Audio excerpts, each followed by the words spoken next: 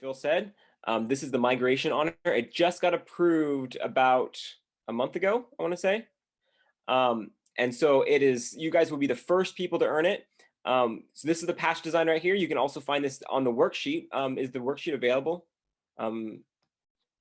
Yes, the worksheet is downloadable and printable from the website listed on the Facebook Live details, as well as on the give us our website, Pastor Dayon. Where do they go if they're going straight to the website?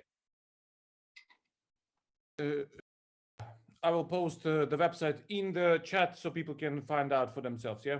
Okay, Awesome. link in your chat. Awesome. Thank you. You might want to pull that up because we're going to be going over those answers as we go. So a little bit about me. Like you said, I was super excited about doing Pathfinder honors, and so when I started running out of Pathfinder honors to do, I started writing them, and this is actually one of those first honors I wrote years and years ago. So this is me right here in the middle, the third from the right. I'm at Oshkosh with some of my friends who are actors. So anyways, let's just jump right in. So I think there's 12 requirements. We're just going to go through them one at a time. What is migration? And give a short history of how humanity's understanding of animals migration has grown. All right, so this is actually a two-part question.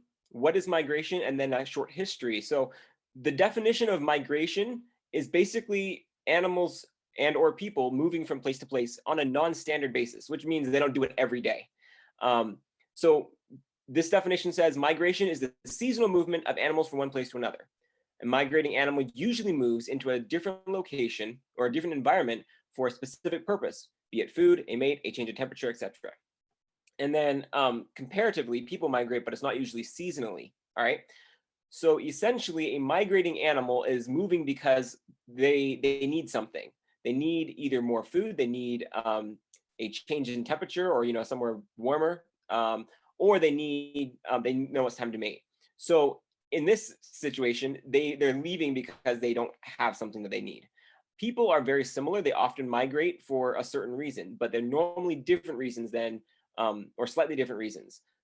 They could move because there's a famine. They could move because we call them snowbirds up here. It gets too cold in the winter, and so they move down to a warmer place. Or they could move because of a political or like a war, and they need to find safety. All right. So moving on, let's talk about the history of migration, of the understanding of migration.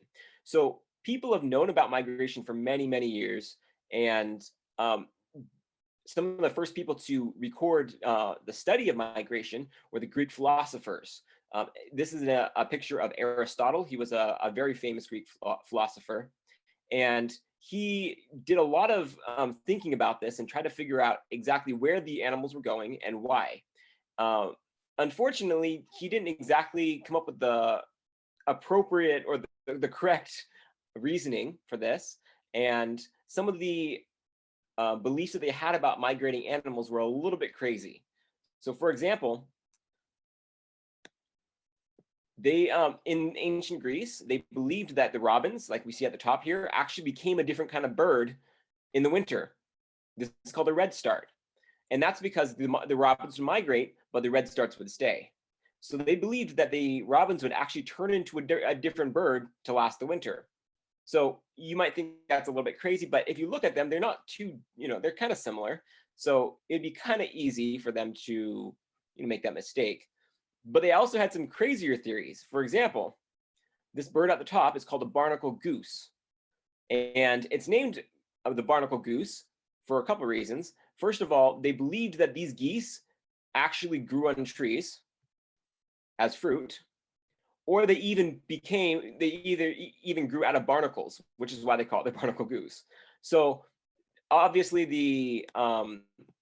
the reasoning that they had about where animals were going was not completely accurate. Some other reasonings that they had were they believed that some birds would actually hibernate, and they would do that by diving down to a pond. Now that's not obviously true because they wouldn't be able to breathe, but that was another thing that they were kind of trying to theorize, trying to figure out where these animals were going. Now, if you notice, all these 3 examples were about birds. And the reasoning for that is because the birds were the only animals they really recognized as migrating animals. Because, for example, other animals that would migrate, such as deer, such as fish, such as any other creature like that that might migrate, insects, they were not as visible. So we could see like the birds flying, every year going south or going north or whatever. Or we might not see them migrating, but we might notice that there's not as many of them around. And the same thing happens with the fish and with the insects and with the mammals. But unfortunately, it was harder for them to see that because it wasn't as noticeable. So most of their migration theories were based around the birds. All right. Now, on the other hand, a lot of the ancient civilizations were actually very involved with migrating animals, especially with the animals that they hunted. For example, this lower picture on the lower right, the Native Americans were well known for following the herds of bison as they migrated. So the reasoning for that was because they depended on them for food, for shelter, for everything. Now, they may not have recognized that they were migrating, but they were very dependent on that. This upper left-hand corner is a picture from France, actually, and it's from a cave that depicts a lot of migrating animals, and also demonstrated that even on the opposite side of the world from the United States, they were also recognizing that animals moved and they had to follow them. All right, so now let's talk about why animals migrate. Can you throw out some reasons why animals might migrate? Just throw them into the chat. Okay, so Pathfinders, find that chat button in Facebook or Zoom. And we're trying to come up with some of the reasons why animals migrate. If you've been listening, you have some clues about where you might head here, because Mr. Luke has dropped us some hints already in the presentation. So what are some of the reasons that animals migrate? Let's go ahead and put it in our chat.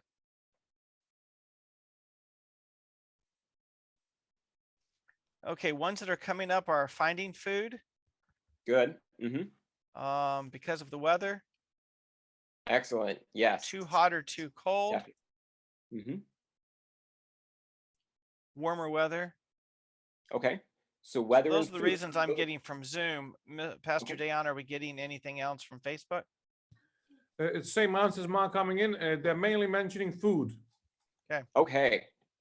That is one of the biggest reasons animals migrate. They migrate because during parts of the year, some food is not available. And obviously animals need food. Animals like food. I'm sure you like food. So they're going to follow where the food goes. All right. So kind of along the same lines is they can also migrate because of water. There's a lack of water during some parts of the year. Now, this typically happens in a warmer environment. For example, Africa, during certain parts of the year, they have what they call the dry season, in which basically it gets really warm. It's like their summertime and all the water dries up. So in these cases, when the water is gone, they have to follow the trail of water before it dries up. Otherwise, they'll die of thirst. So this is actually called the Great Migration because there are literally millions of animals that travel these routes following the water holes every single year. And we'll talk about that a little bit later, all right? Again, like you discussed earlier, they often move because of weather. Now, this is kind of related to food and to water, but it could also be because of cold. For example, where I live up here in the Northwest, it gets really cold and often we'll get several feet of snow in certain places. And so the animals will have to move somewhere else to find that food and that water and to stay warm. All right. Now there's one final big reason that they actually migrate, and that's often to find a mate. So they travel to a certain place to breed. And the reason for that is because if they can find a localized place where all of them are meeting, it's a lot easier to find a mate and breed than it is to find them when they're all spread out. Okay, and we'll talk about that a little bit later. So these are the 4 major reasons why animals migrate. There's other reasons. It could be because of safety. It could be because of human pollution, or we cause problems and they have to find a new place to live. But these are the 4 reasons why they pretty much do it on a regular basis. All right. So moving on. Requirement 3, what are some ways that animals know when and where to go? Now, this is a little bit trickier because we actually don't understand all of this. We do know that animals do not have compasses. Okay, I know we have GPS, we have compasses, we have all these little gadgets that'll help us tell directions. We have maps. Animals don't have that, and so we've been studying that. Scientists study why animals are able to find the same location every single year without a map, without a compass, without a GPS. All right. So what they've discovered is that some animals are capable of traveling by using the Earth's magnetic sphere. Earth's magnetic field, sorry. So what that does is it actually, the Earth works as a big magnet. And that's what makes your compass work, by attracting the north side toward, to point toward or the side that points north to point north, all right? And so we're finding that some animals have the ability to detect that magnetic north, so they can sense which direction to go based on how the Earth is oriented. On the other hand, they can also use the stars. We're believing they use the stars because some animals will only travel at night. And people wonder, why is that? And it's likely because they're actually using the stars to navigate, kind of like the sailors used to do when they were on the open ocean and didn't have any landmarks. All right. That could be the sun. The sun is a star, or it could be like the Big Dipper and other ones that we would use. We don't know exactly which ones. We're not birds or we're not fish or anything, but those are that's another way that we're suspecting they're navigating. The third way that we believe they navigate is by using landmarks. When you're traveling to and from your house, there's often places that you recognize. It might be a big tree, it might be a big rock, it might be a store, it might be a certain road. Animals might use the same kind of landmarks, a mountain or a river or something, to learn to remind them where to go. All right. Do we have any questions at this time yet? Sorry, I can't see my. Any questions before we move on? Going once? Going twice? Let me know if I need to slow down a little bit. All right. Let's jump to requirement 4. What species of animals migrate? List 2 examples of each of the following: 2 migrating birds, 2 migrating fish, 2 mammals, 2 insects, 2 amphibians, 2 reptiles, and 2 crustaceans. All right, so some of these I'll bet you can do, you can list these off the top of your head. Let's start with birds. It's an easy one. What kind of birds migrate? So we've talked, we might have talked about geese. I'm not sure if we did, but where I live, we see lots of geese flying in this V formation over us every year, down south in the winter and up north in the summertime. Do you have geese in Great Britain that migrate like this?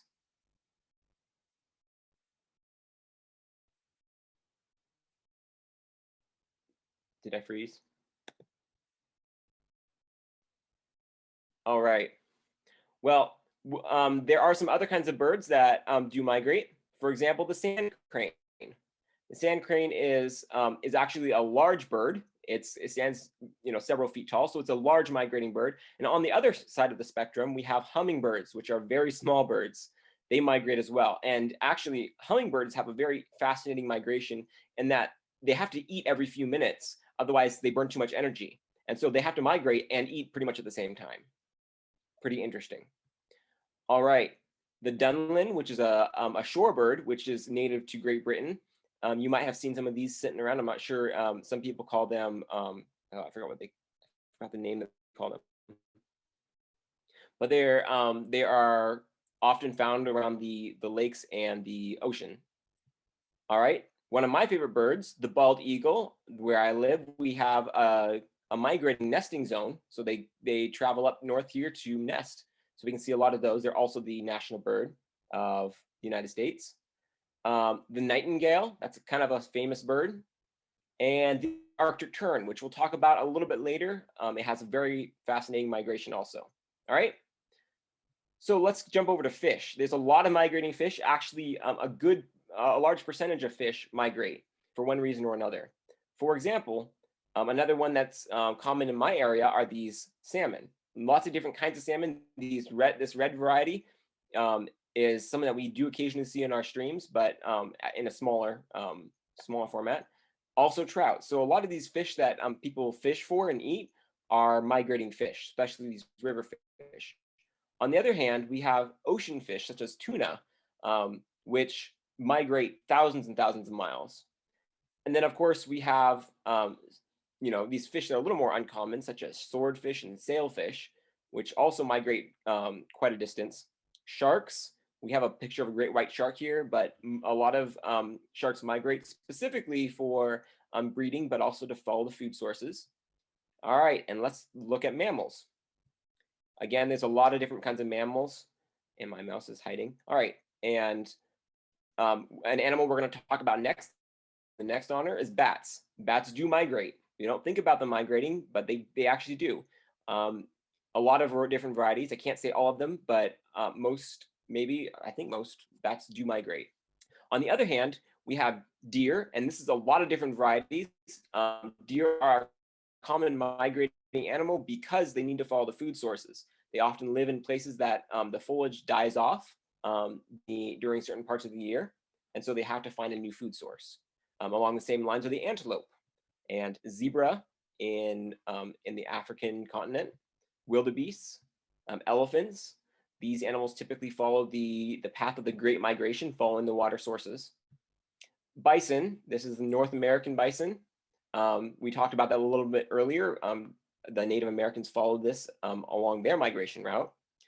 Seals, so water mammals, dolphins, and whales. So as you can see, we have mammals of all different sizes, all different builds, all different kinds. They are all migrating animals. All right. Now let's jump into insects. You might not think about this, but a lot of pictures of them all cuddled underneath a branch or something, but a lot of them will migrate. Same thing with aphids, and that was kind of a new thing. A lot of people did not realize that aphids were insects. A lot of them don't, but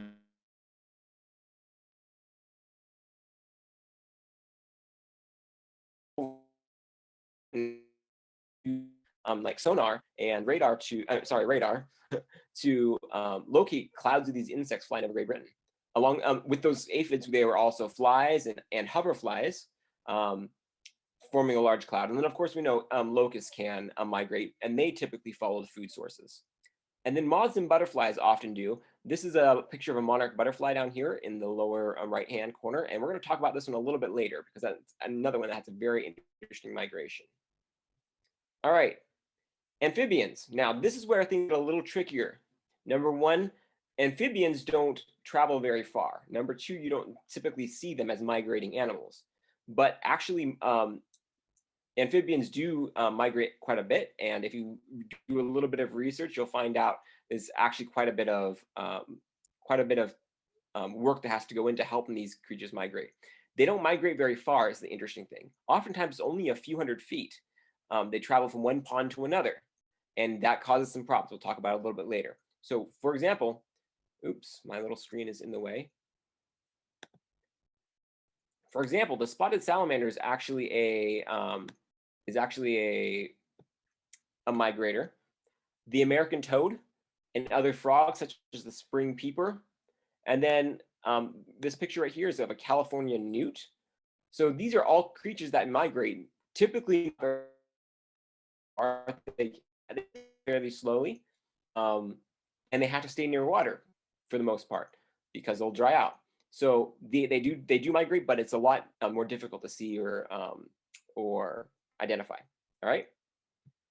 Along the same lines, we have reptiles. Now, there are some reptiles that do a lot of migrating, and there are other reptiles that do that migrate kind of like the amphibians do. For example, the leatherback sea turtle migrates thousands of miles every year, as does the green sea turtle. Okay, so these sea turtles, specifically turtles, travel very far. On the other hand, tortoises don't typically migrate, and that's because if they do migrate, it's only short distances. But there are other reptiles, such as snakes, that do migrate. And again, these are the ones that would migrate to a certain place to hibernate or to breed, but it's not usually more than a few miles, maybe. Okay, cottonmouth, copperhead, rattlesnake, these are all animals, these are all snakes that do migrate. All right, and then here's the last section, and this one's actually probably the most difficult section to find two animals. So there are two animals that I could find right easily, and I'm sure there's more if you did some research. But there's two animals that are well known in the crustacean family for migration, and the one that migrates the most is actually microscopic little crustaceans called zooplankton, and they often migrate with the ocean currents from one place to another. And they are a reason that many fish and many, even whales that eat these animals migrate. They follow these sources of food. The other crustacean that actually is fairly well known for migration is the Christmas Island red crab. This crab is pretty much limited to one or two different islands, and it migrates across that island, just from one to another. That's pretty much all it does. And they're actually I think they're endangered because of the different animals that will eat them, and kill them while they're in their migration. All right, so that should be your I think 6 different sections. There are you can choose 2 of these, or you could choose other animals. There are tons more. I just found a few examples to show you the different types, but there are so many other ones that migrate. I think what All you're right. showing us, Luke, is that so many animals migrate that we had never thought of before. Exactly. You think that you see some animals that migrate, and the birds we catch the Canada geese or similar geese over there in UK, that we see them go overhead in a V shape or whatever, and we just know what they're doing. But man, you've opened our eyes a bit about how much migration is going on all around us. It's pretty interesting that so many different types of animals do it. Yeah. Just because, so like we looked at the microscopic zooplankton and the massive elephant and the blue whale. They're all different types of animals, but they're all doing pretty much the same thing, traveling from one place to another without a map. So it's pretty interesting. All right. Let's jump on to requirement number 5. What are some dangers that migrating animals experience? And explain how the species of animals named above might encounter dangers in their migrations. Now, there are so many different animals and each of them has a slightly different experience. For example, an elephant's going to have different dangers in their migration than, let's say, a tuna fish. So I'm going to kind of talk about it broadly. It really depends on which animal you choose as the ones you're going to list in your on your worksheet. All right. But we're going to kind of go over some things broadly. For example, one of the humans' biggest impacts, besides pollution, besides some other things that we'll talk about in just a second, one of their biggest impacts for migrating animals is actually cars. We have 3 different animals here: amphibians, reptiles, and some mammals. These animals are often found near roadways, or they have to cross the roadway to get to their migration destination. And unfortunately, with vehicles traveling so consistently on the roads, oftentimes we find they end up being roadkill. And not only does this interrupt their migration, but it also can endanger some of these creatures that are already on the verge of losing the species. All right, this is very important, a very important conservation thing. Not only because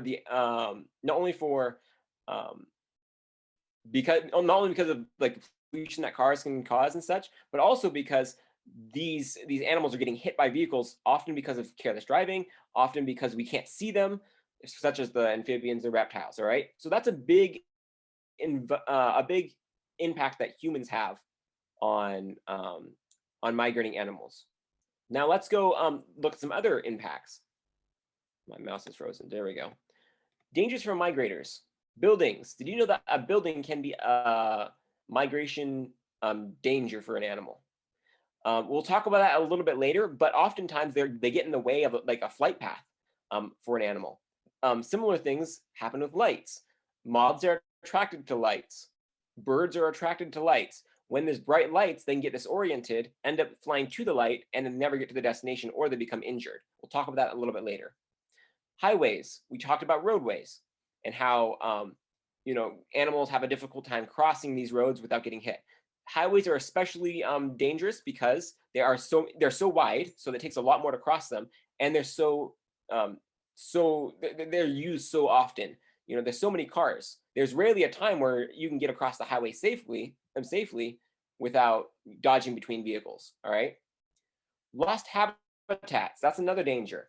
Animals do not have the opportunity to find the food they need along their route.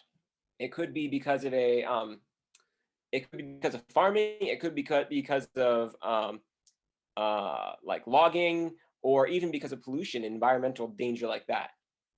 Aircraft. Aircraft is a big one, especially for pretty much for birds. It can also be a problem for bats, but not usually, because bats have a different profile. All right, aircraft. Birds often will fly into what they call the flyways, which is the path that the airplane's going to take. And if they get too close to an airplane, they can actually get sucked into the motors of the airplanes, and we can actually have crashes with airplanes, which not only kills the bird, but it can also injure people. So that's another big danger. All right. Fans, especially large fans, do a similar thing. They can suck animals in and end up hurting them. Dams are actually a pretty big concern, specifically for fish, because the animals can no longer get to the upper rivers where they intended to be, or where they were supposed to, let's say, breed, or where they were supposed to eat, or anything like that. Dams actually cause a block, like a physical wall for their migrating. All right. And then finally on this list, we have hunters, man and beast. Now, in the previous, way long ago, when the, let's say, the Native Americans or the ancient civilizations in Europe were following the herds of animals, they were always being hunted, basically, as they were migrating. Nowadays, often, since we don't follow migrators as much, they will often have to cross through an area where, let's say, we have hunting season. For example, during the deer in my area, during their migration period, hunting season opens up. So as they're migrating, they're often being hunted. Now, that could be both people, or it could be because of, let's say, animals. For example, as they're migrating, they have to worry about, the deer in my area have to also worry about predators such as mountain lions and wolves. All right. And again, it's going to be slightly different from where you're at, wherever you are, either across America or in Great Britain or in any other place, because your animal's going to be different. The habitat's going to be slightly different. But that's just an example of the dangers that an animal might face in our area. All right. So here's what we talked about with buildings.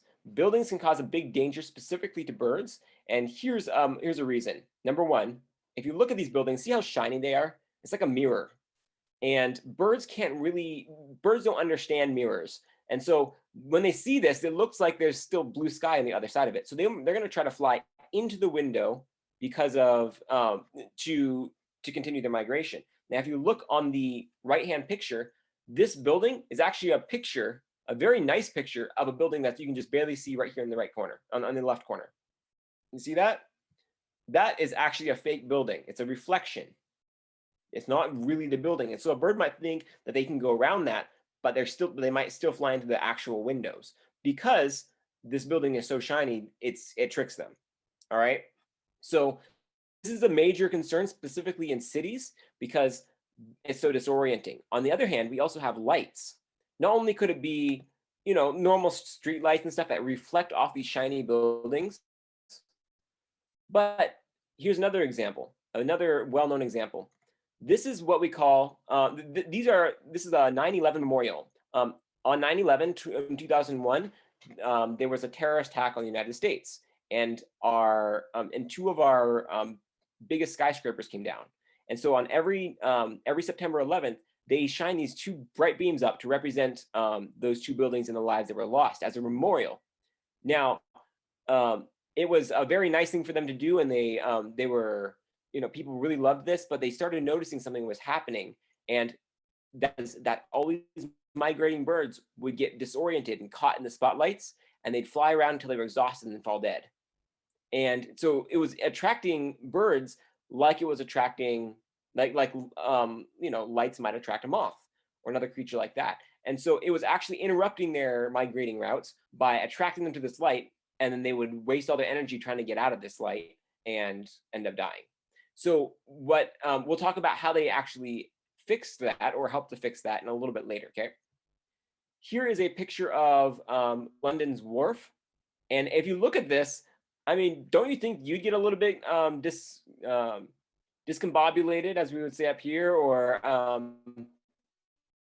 a little bit confused if you were a bird looking over that, trying to find your direction? There's so many shiny lights and so many reflecting things. It's just very confusing and very, well, yeah, confusing and difficult to navigate. So this is a great example of why lights and buildings can cause a big issue for migrating animals. All right, moving back up here.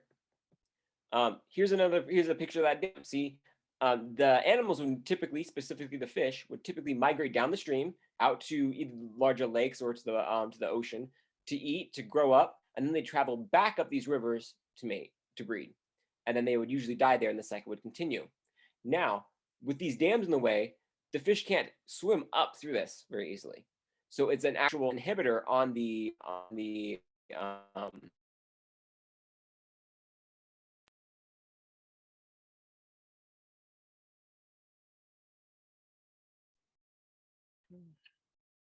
Okay, Luke. off the railroad.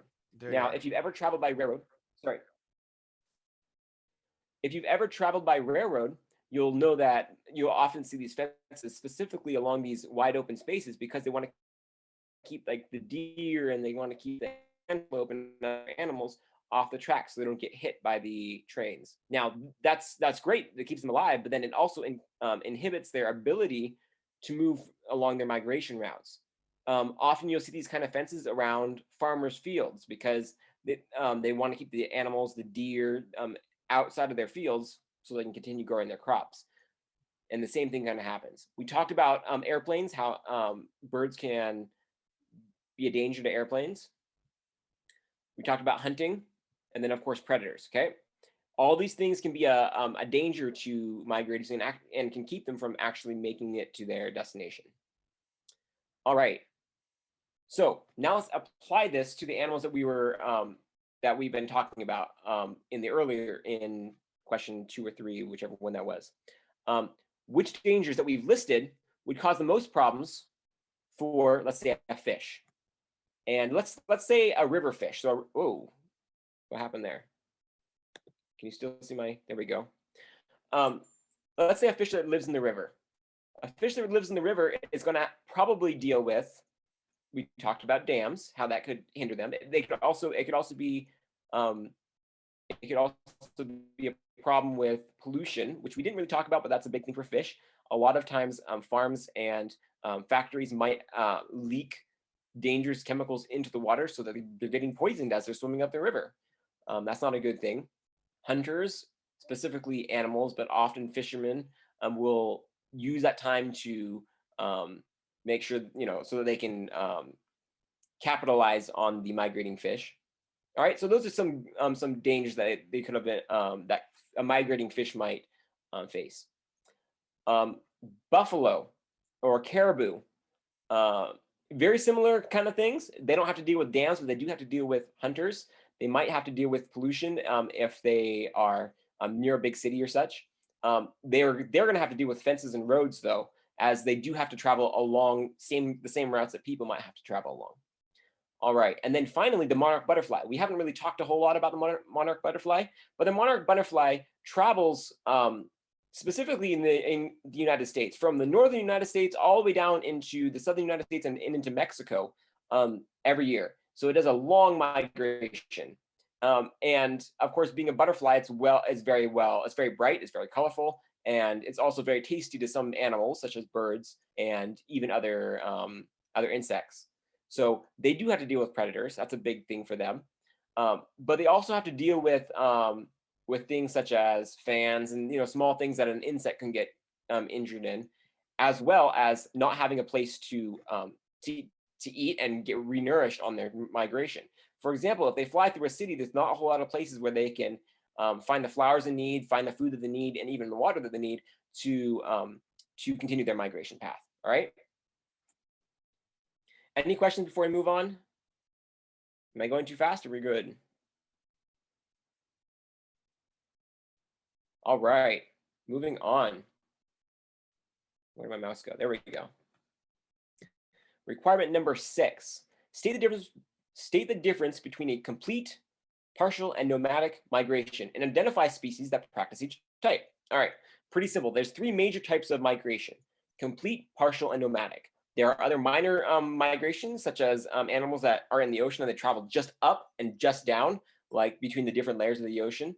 But we're going to talk about the large migrations, such as the complete, partial, and nomadic migrations. So starting with a complete migration. Oh dear, my screen's all over the place. A complete migration is basically where an animal is going to travel one way. Oops. He's going to turn around and he's going to come back. All right. Pretty standard migration. That's the migration that we mostly think about. An example of this would be the Canadian geese. In the winter, they travel down south, and then they, in the summertime, they come back up north. Pretty simple. The same animal is traveling both ways. On a different note, an incomplete migration is where the animal only goes halfway. And this is actually a very fascinating type of migration. So incomplete or partial migration. All right, it's pretty much used in, you can use pretty much either word. So this one's fascinating because one animal travels one way and then it dies. All right, well, it breeds and then it dies. And then they're young, they either hatch or they're born or whatever, and then they travel back to the location their parents came from, and then they breed and they die, and the process repeats. Now, what's really fascinating about this is when you think about a complete migration, let's say the Canadian geese, they travel, from the north to the south and back again. So that you might think, okay, they've seen the same place, they know their way because maybe they memorized the path. But the thing that's really fascinating about an incomplete or a partial migration is that one animal only goes one way. They don't get to go over the same path several times, and no one was really there to tell them where to go. So it's very fascinating that they are automatically able to travel from one location to the other without ever having been there before and never going back again. So that's an incomplete or a partial migration. Now the other, and the example for that was the monarch butterfly. The monarch butterfly is going to travel from north to south, and then it'll breed and die. And then the baby monarch butterflies will hatch. They'll travel back north and they'll breed and die. Okay. All right. On the other hand, we have a nomadic migration. And this is a migration basically where the animal doesn't really have a specific location in mind. He's just kind of traveling around, wandering. They're usually following one specific thing. It could be food, it could be water, but they're specifically following, something that they don't have in that specific location. And it's typically something that they can eat and such. A good example of this would be the animal we talked about before, the nomadic American bison. All right, so they would travel looking for food. That was basically their biggest motivation. And wherever the food was, they would go. They weren't specifically going from north to south. They weren't specifically going from higher ground to lower ground or anywhere like that. They were specifically going wherever there was food. All right. Moving on. Requirement number 7. Describe at least 3 ways that humans can affect or disrupt animal migration patterns. What can be done to help solve these problems? Now, I kind of already covered this with one of the previous questions, and so I apologize for that, but we're just going to go over this really quick. We're going to go over some of the ways that humans can affect and disrupt animal migration patterns, and then specifically what can be done to solve those problems. All right. So we talked about, maybe. There we go. We talked about buildings, hunting, vehicles, fences. All right. What are some ways that we can fix these problems for migrating animals? All right. We talked about dams, fences, and roads and such, airplanes, hunting, predators. So here's some things that we can do. For a dam, for a fish that needs to get from the top part of the dam to the lower part, or vice versa, they can build what they call a fish ladder or a fish staircase, all right, which is basically a route that goes up and around the dam that has a bunch of little tiny jumps. So the fish can jump, several feet often, and they do that often to climb small waterfalls and such. And so basically this is copying what nature does by building these artificial little waterfalls so they can go up and around the dam without hurting themselves. All right.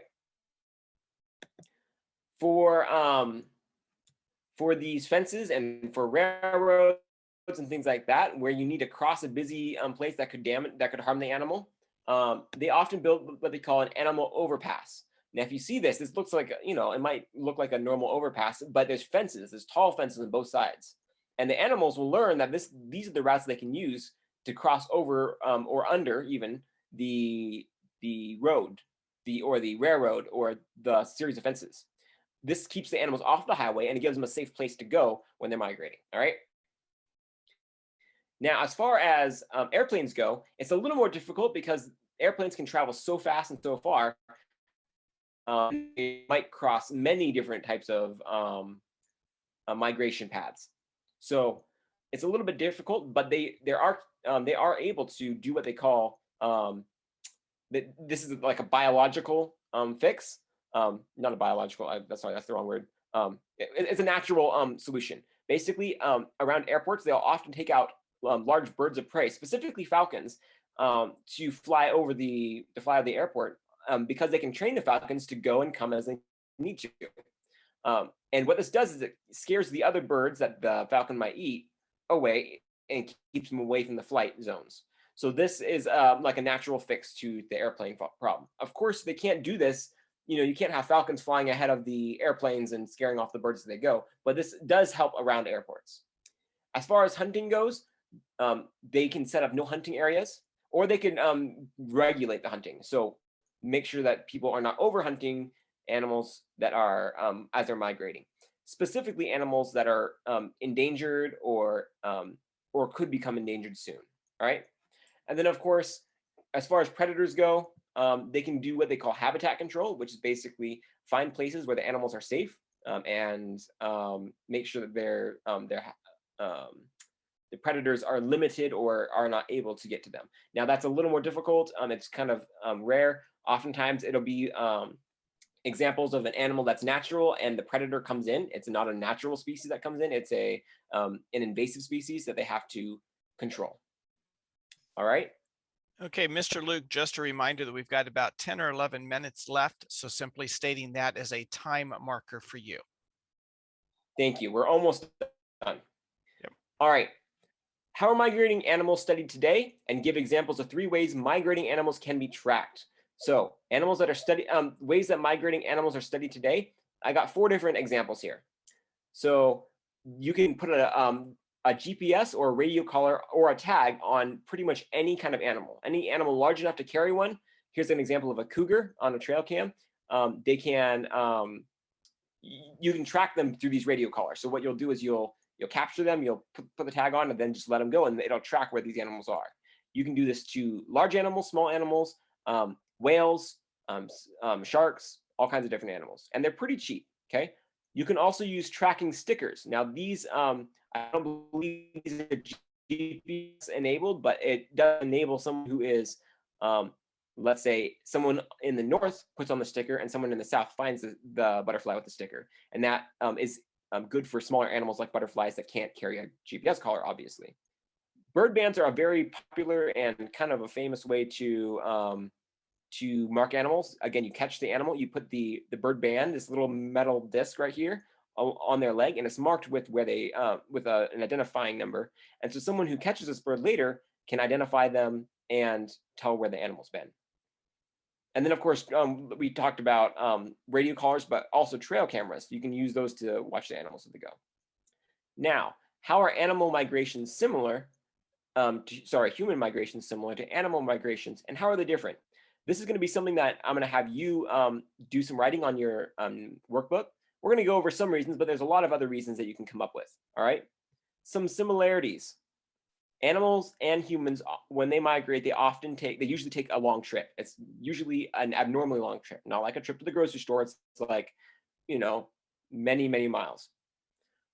Or, a long distance for them. Obviously, frogs don't travel very many miles. They'll often travel in search of food or other basic needs. It could be food, it could be water, or even housing for people and a new environment for animals. They often travel together with people or animals that they know. So they often travel in groups, and they may face dangers along the way. Now, here's some differences. When people migrate, they rarely return to the same place. If they're going to migrate, they're going to typically go because something either pushed them out or is encouraging them, let's say there's better pay somewhere else, so they want to go find somewhere else, or it could be because there's like a famine, and so it's kind of pushing them out of their home. They travel usually one way. They travel from one place to the other, and they usually stay there.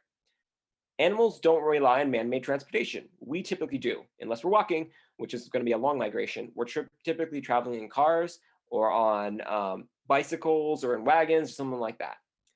Human migration is often motivated by violence. It could be war, it could be political, it could be just, different, it could be gang related, it could be anything like that, but they often travel away because of some kind of violence. And animal migration is instinctive. They do it because God gave them the ability to just know when to go. Human migration is based on a decision, which means they're not forced to go. They have to make the decision to travel. All right. And these are just 4 examples. There are many other ones. I'm going to leave that up to you to finish filling that out. You can use these or you can come up with your own. All right. Now, requirement 11. This is one that you're going to do a little bit on your own. We're going to choose 2 Bible stories that mention a migration and discuss the purpose of the migration with your instructor. Now, this could be an animal migration or a human migration. A lot of the Bible stories that you're going to find are going to deal with a human migration. There's a few exceptions, okay? For example, Noah deals with an animal migration. A very special migration because only a few animals of each species traveled to the ark, all right? On the other hand, we have Moses in the Exodus, Abraham traveling all of the places he did, like a nomad, Joseph, and of course, all the people that traveled with him or ended up going to Egypt because of the plague. The Babylonian capture, which was a forced migration due to violence, where the people were forced to travel, were captured and forced to Babylon. Mary and Joseph as they fled to Egypt, which was also violence inspired, but also only dealt with a few people. It wasn't a large migration, it was just a few. The Acts 8 Christian dispersion, where basically all the believers of Jesus Christ were spread out through all the world. And then another, or you could choose another one of your own choosing. All right, so these are some good examples. I have some text where you can find them in just a second. All right, so that's something to start working on your own. Okay. I like how you've shown us so many different types that match up with the different differences. The violence one, the choice ones. You've got a wide variety of Bible stories that cover so many of the similarities and differences that we just talked about. Thank you for that breadth of exposure. Well, absolutely. The Bible does cover so much on this topic. It's kind of surprising, but it shows how animal migration and human migration are actually very similar. The reasons that we travel, and but it also shows that God is often God is in control of our migrations, just like He is giving the animals the instinctive way to travel. Pretty interesting. So true.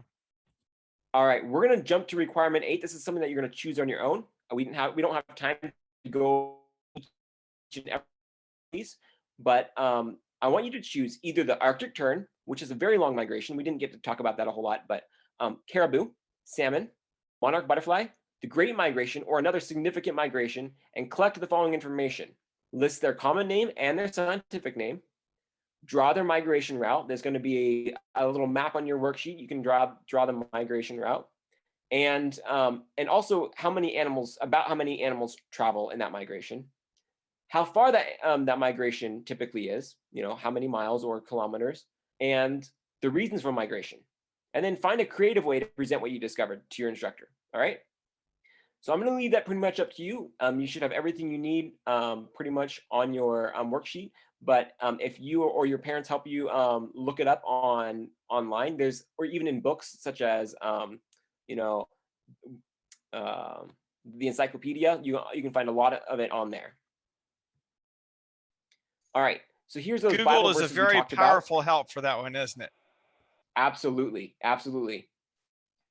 Here's some references. You can find the story of Noah from Genesis 6 to 8. Moses, the story of Moses from Exodus 1 through 40, so basically the entire book of Exodus.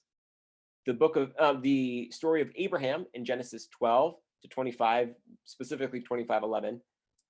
Joseph in Genesis 37, and then 39 and 50 through 50. Babylonian capture, and all. There's a lot of places that talk about the captivity of Jerusalem. Moses and Joseph and Mary fleeing to Egypt in Matthew 2, and then of course Acts 8, which is the Acts 8 Christian dispersion. All right, I'm gonna leave this up here for just a couple seconds so you guys can look at this, and then we're gonna move on real quick. We're almost done. All right. So requirement 12, this is probably the biggest one that we're gonna have, and this is the last requirement. This is something you're gonna need to do by yourself, but it's pretty simple. There's a lot of opportunities. Do 2 of the following: participate in a conservation project that will make a positive impact for migrating animals. We'll talk about how to do that in a second. Talk to your group, write about or create a video describing your experience on the conservation project completed in option A. Be sure to include information about the animals your efforts will affect. All right, so this is going to be easy if you do this with option A. So these 2 go together, and then you got both your requirements done. Or you can watch a video about migration and share what you learned with your instructor. We have a short video coming up toward the end, but there's a lot of more engaging things you can be doing. All right. Letter D, visit a zoo, animal park, or aquarium where there are migrating animals on display or migratory animals on display. Learn 3 things about one of the migratory animals you observed. So choose one animal that migrates and go visit it, go learn about it, go see it in person. All right. While you're there, you could take photographs of at least 5 migratory animals, either in the wild or captivity, and share it with your group. All right. And finally, you could visit a common resting spot of migrating animals and identify as many different species as possible. So you might have a specific location that has a lot of migrating animals. For example, I have a nearby where I live, we have a common resting spot for bald eagles. So we might visit that. All right. Now, this is really cool because these last 3 can actually kind of go together. Take photographs of at least 5 migratory animals in the wild or captivity. In the wild, you could find a resting spot for migrating animals, or captivity, visit a zoo, animal park, or aquarium. So it's really easy to get your 2 requirements completed for this section. All right. As far as the conservation project, this one's going to be really depending on what you have available in your area, because it's going to be a little bit different depending on where you live and what you do. All right. So, for example, we have in the Northeast, we have a project called Toads on Roads. Basically, it helps migrating frogs and toads and lizards get across roads, especially ones that are endangered, because oftentimes they get onto the roads and it's warm at night, and so people can't, and so they stay there, and people can't stop them or see them in time, and so a lot of frogs and toads get squashed. And so the Toads on Roads project has volunteers walk up and down roads and help them cross the roads, and that's something you could easily do if you were in that environment. Of course, this is specifically for the Northeast of the United States. It might be a little bit different from where you are at. Another conservation project that might not be accessible to you, it's very rarely accessible to people who are not professionals, is helping to bird band. You can occasionally take field trips and maybe help, but you have to have a professional with you to do that, and it has to be a very specific thing. I put a website here for those who are in the Northwest for the frog, the Toads on Roads project, and it's going to really depend on who you're with and who you can find to help you with the bird banding if you wanted to do that. But some things you can do as far as the conservation project is for migrating birds. You can put out fresh food and water. It's a simple thing. As they travel, they still need to eat. You could build shelters for known migrating species. Again, this is specifically for birds. It could also work for bats too. Turn off lights at night to help birds navigate so that they're not confused. And then, like we have in this picture right here, make windows obvious so that birds don't try to fly through them. If you see this porch, it's actually glassed in. So both sides have glass, which makes it confusing because birds can see the outside and the other side. And so they might try to fly through the glass. And of course, that never does good things to a bird. So what they did is they put up these little like stickers and such on the windows so that the birds can see there's something there and hopefully, turn before it's too late. For other migrating animals, a conservation project you can do is you can help limit traffic through known migration routes, both hikers and vehicles. Both of those can be hazardous. It could scare the animals off their migration route if you're just hiking, or it could hurt them, physically by, hurting them with a vehicle. You can also clean up trash that hungry animals might eat. That's always a good thing, but it also helps the environment by taking care of litter. And then you can also advocate for the protection of migrating animals. For example, if you know that, let's say a dam is being built, that's going to limit the ability for a fish to get upstream where it needs to be. You can advocate for them to help fix that. And there's a lot of ways they can help, fix that. Oh. All right, so we have a short little video right now. We're going to do this right at the end, and then we'll take any really quick questions, like a 1 minute for that. So let's watch this video really quick. Each year, the Serengeti Plains in Tanzania play host to one of the greatest animal migrations on Earth. Some 2 million animals begin a round trip that will take them almost 2,000 miles. Fossil evidence suggests that modern wildebeest grazed these plains more than 1 million years ago. At the beginning of each year, the wildebeest congregate on the fringes of the Serengeti, all giving birth in the same month. Rapidly, their numbers swell. The calves can run as fast as their mothers within 2 days of being born. No one knows what triggers the migration. There is no discernible signal. It just takes 1 or 2 to sniff the air and decide the time is right to leave. The migrating animal's journey is a long and arduous one. Even without the attention of predators, around 200,000 of the weakest wildebeest and zebras will die from starvation, disease, or overexertion during the trek. Every day, fresh carcasses are left behind. The migrating animals rest at the swollen streams and regroup.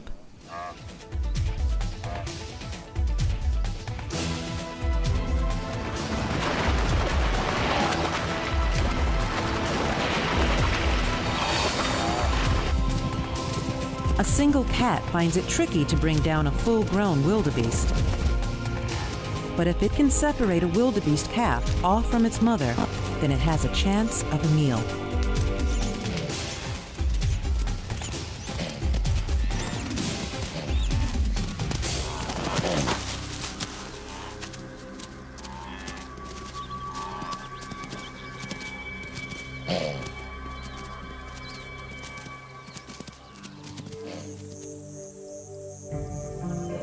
In Kenya's Masai Mara, the migrating herds arrive. Rains have created a huge area of well-watered grazing. Here, the wildebeest will stay until the smell of November's short rains tell them it's time to regroup and head southwards, back towards the Serengeti. All right. So obviously we know that that they have been migrating for millions of years because the Earth is not quite that old. But you can see that there's different dangers in there, and you could watch the little calf get away, and that was great. But anyways, I think it's, my time is about up, so that's the end of the honor. I hope that you guys have learned something new and that you've enjoyed the honor and been the first people to earn it. So good.